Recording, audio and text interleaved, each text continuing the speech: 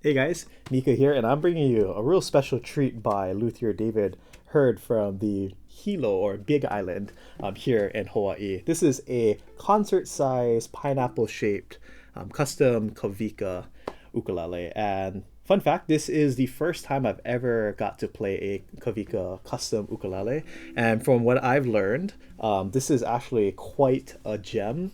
I was gonna say hidden gem, but it's one of those like if you know, you know. If you're born and raised in Hawaii and you're a musician that's been playing Hawaiian music in literally the last 10, 20, 30, 40, 50 years, you've heard of this man and you've heard of this custom Kavika ukuleles. Also, a fun little fact is that we have the world's biggest hula competition called the Merry Monarch that takes place in Hilo on the Big Island, usually around April time, and it's coming up right around the corner. And fun fact is that Kavika custom ukuleles, there would be a booth over there where David would set up shop and have his instruments on display, and all of the musicians who would literally back up all the hula dancers at the competition every year would go and try it all out and fall in love with them, and they would go buy some of the most famous Hawaiian musicians here in the islands. They would go ahead and buy the instruments, and that's how these kind of came about, and started circulating here in Hawaii. Again, it's one of those like if you know, you know. You ask the old time Hawaiian musicians, they'll probably rave about these instruments. So, and another thing too is that these are quite rare. They just don't pop up because it's one of those instruments where you have absolutely zero reason to sell them or get rid of them. It sounds so good. It's such a great, fantastic instrument.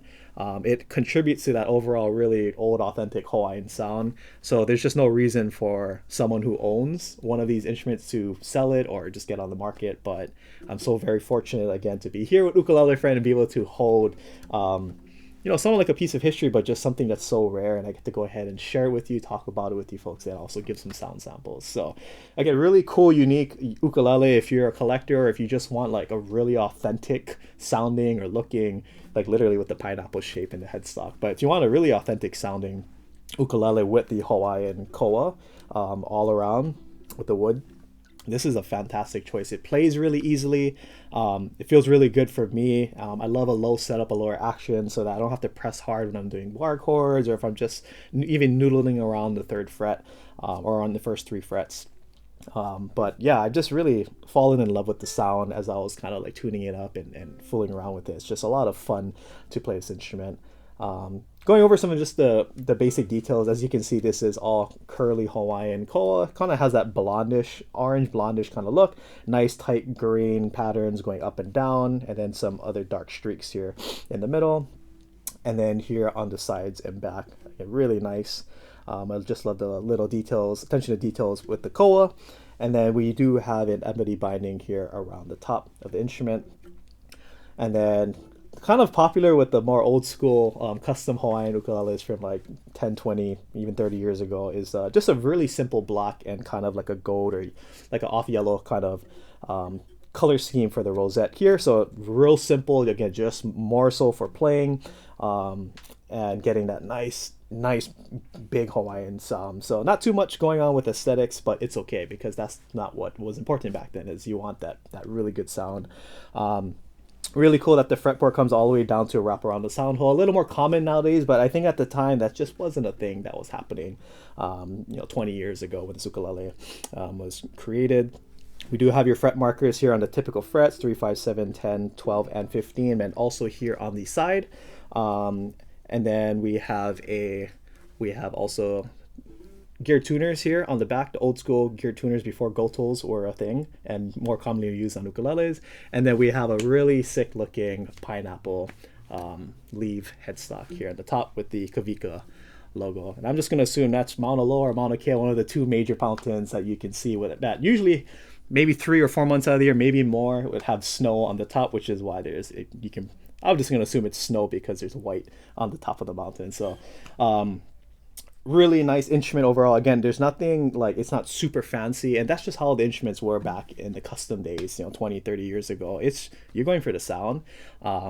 And again, this is just such a fun instrument to play. It has such a big warm Hawaiian sound. Like one of the hardest things about sound samples is like, if I say, hey, it sounds Hawaiian, like what does that even mean? Like, so in my experience, in my own words, and again, this is so subjective. You ask another Hawaiian musician or another artist, they'll have their own ways of trying to describe the sound. But to me, that older Hawaiian sounding ukulele, a lot of the sound in the sound spectrum, it hovers in the mid range, meaning it's like it doesn't have too much low end or too much like depth, like what rosewood would give you or ebony, but it doesn't have like that super shimmery, sparkly clarity kind of sound you get with spruce top, right? You just kind of hover in the middle, and that's where koa likes to kind of hover. You get a nice mid-range sound, so it fills the room, a lot of sustain, just a lot of again mid-rangey kind of sound. You just don't get too much low end, but you don't get too much sparkly highs. So couple it with a low G, you just get this nice big full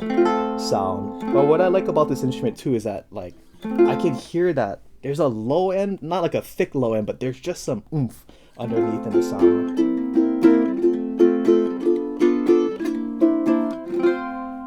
But it has enough of that sparkly.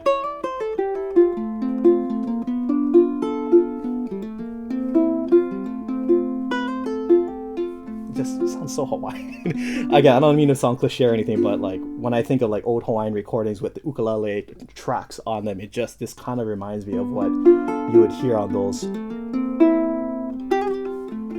old track or old albums.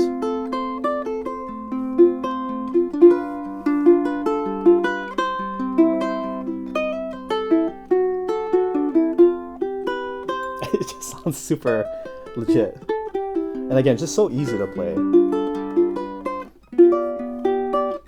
then here I am going more contemporary, playing all my chord substitutions. But another fun thing to note about this is that this is an older ukulele, but if you notice here, it has a 0 fret, and that's something that's been kind of creeping up in the ukulele or the custom world, more so in the last few years, 5-10 years, or not even 10 years, maybe like the last 5 years.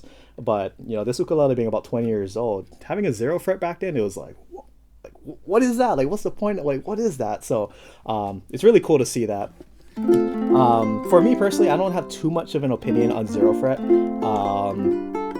I guess I just don't have enough experience to go ahead and give my opinion on it, but it's one of those things where the string will rest on the fret itself versus resting on the nut. So there could be some, implications on, is that a good thing? Is that a bad thing? It's kind of, you come to your own conclusion. All different luthiers will have their own say on it, but it's just really cool to see that on this instrument, especially an older type of instrument.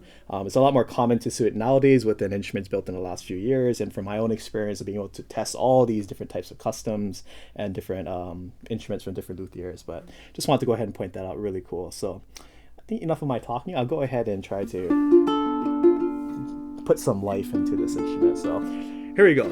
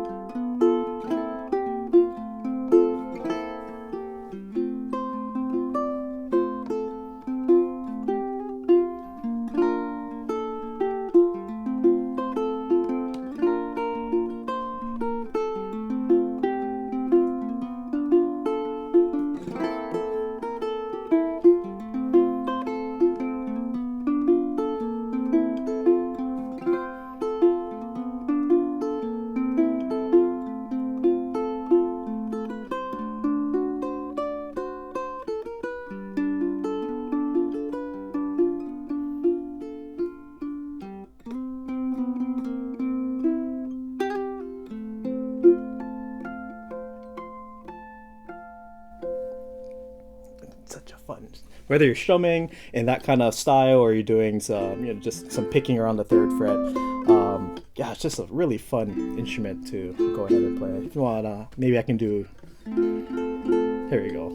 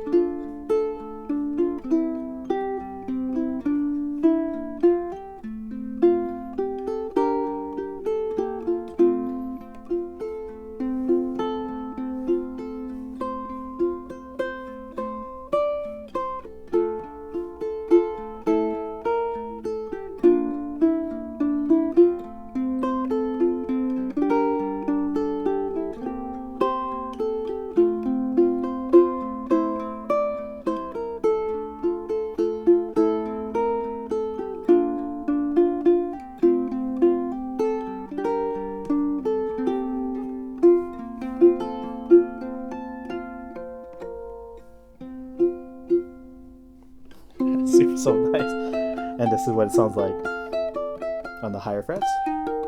Super clean. Yeah, that A really, that nice pink sound.